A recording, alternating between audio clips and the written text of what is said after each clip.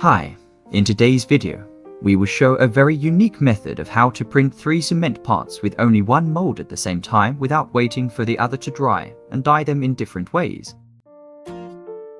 If you like this way of making and printing parts, I will show you how to make this template in the future. If you liked this video, please leave a like below and subscribe to support us so we can continue publishing these unique methods.